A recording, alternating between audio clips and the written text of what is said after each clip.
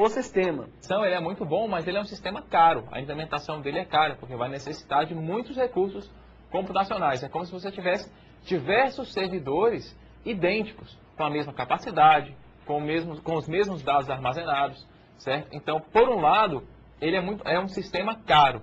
Agora, por outro lado, vamos ver algumas vantagens. Como vantagens, nós podemos pensar na disponibilidade dos dados. Como assim? Se por um acaso um dos sítios ou um dos sistemas que compõe o SGBD falhar, o que vai acontecer? Teremos todos os dados disponíveis em outros sítios, em outros hosts. Então a disponibilidade dos dados ela vai ser garantida, ou pelo menos vai ser mantida até que o último sistema falhe. Se todos falharem, não tem jeito.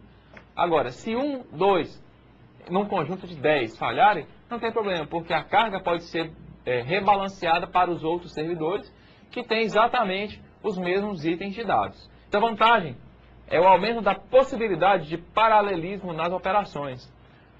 Ou seja, sobretudo em operações de leitura.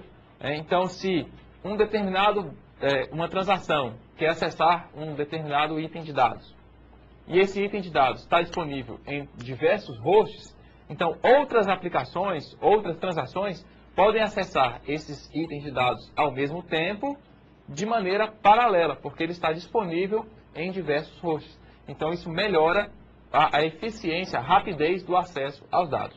E além do custo, nós temos uma outra desvantagem. Essa desvantagem é a sobrecarga na atualização dos dados. Por quê?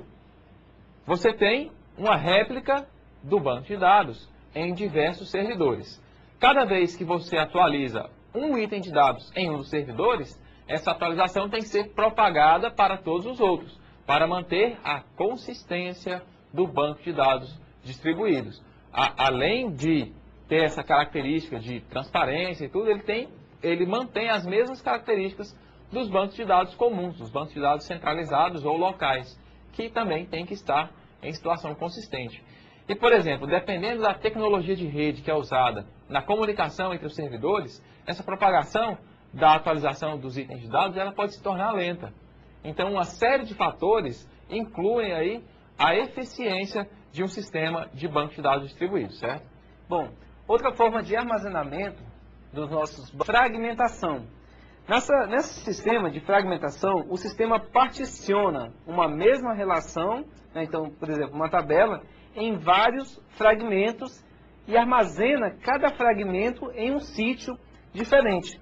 Então, ele vai fazer o quê? Nessa técnica, ele vai pegar, por exemplo, uma tabela cliente e vai criar ali partes menores e cada pequena parte dessa relação cliente lá, ele vai armazenar em vários sítios diferenciados. Tipos de fragmentação, né? A vertical e a horizontal. Na técnica de fragmentação horizontal, os subconjuntos de uma relação são armazenados em sítios diferentes. A vantagem disso é que eu posso fazer a distribuição de linhas da tabela pelos sítios que são mais acessados, fazendo um balanceamento ali, ó, de carga e diminuindo a necessidade de transferência de dados. Vamos ver um exemplo aqui para ficar bem claro. Eu tenho aqui uma relação, né, pode se chamar assim, cliente aqui, com apenas dois campos, né, nome e cidade.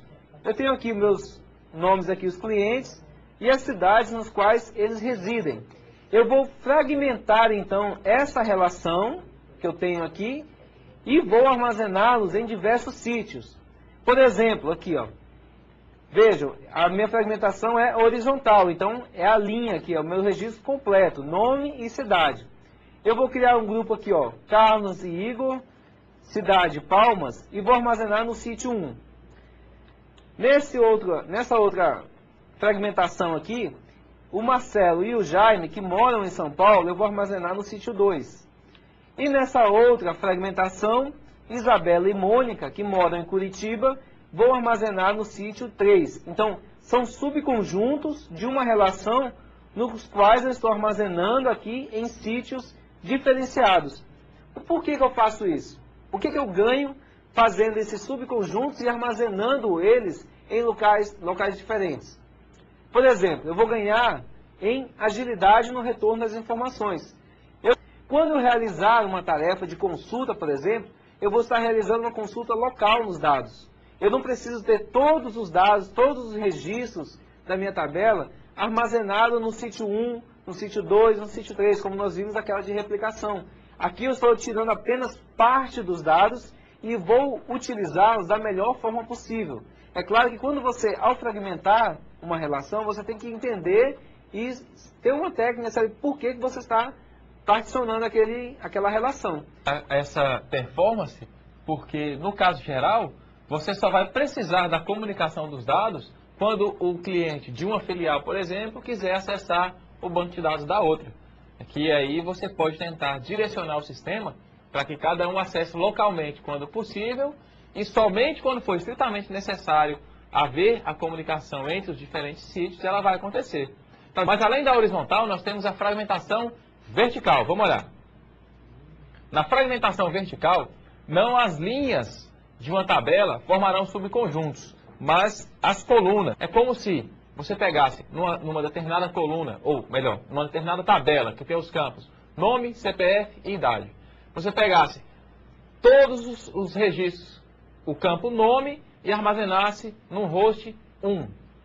Toda a coluna CPF armazena no servidor 2. E toda a coluna idade armazena no servidor 3. Certo? Então seria diferente do caso que o Evandro apresentou. Ao invés de pegar conjuntos de registros completos e armazenar em servidores diferentes, vai pegar a coluna inteira e armazena num servidor à parte.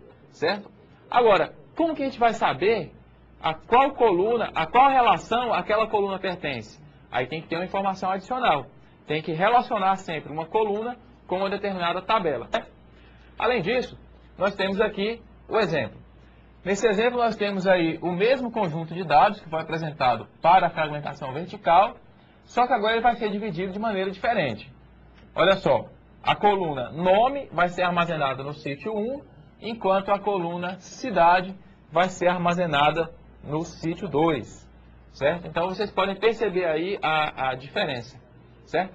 E qual seria a utilidade disso? Vamos ver. Para poder implementar isso, como eu já falei, é necessário associar cada uma das colunas fragmentadas à relação original, para poder saber de qual relação aquela coluna pertence. E a vantagem é em relação à segurança.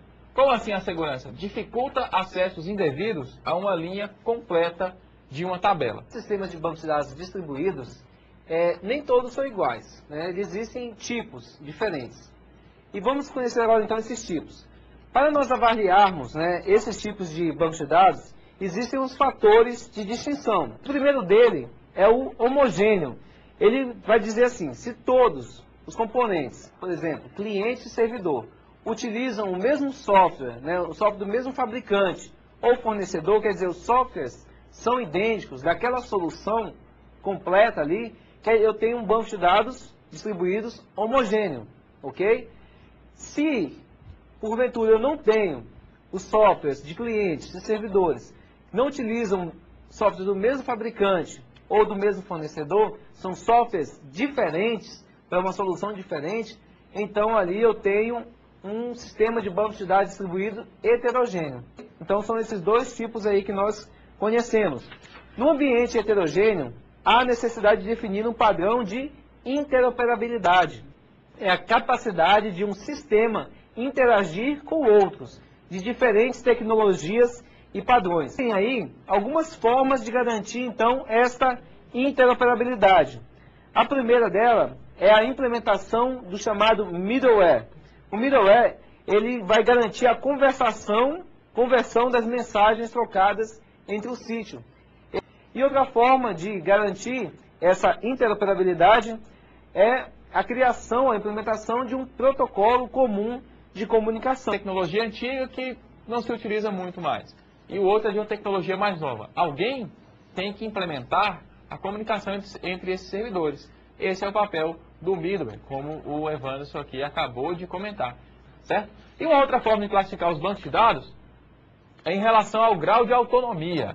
A autonomia é a capacidade de um SGBD que faz parte de um sistema distribuído trabalhar isoladamente. Ou seja, é a capacidade de um dos SGBDs que fazem parte do sistema distribuído tomarem decisões sobre o que vai acontecer naquela parte do banco de dados que está sob a sua tutela, vamos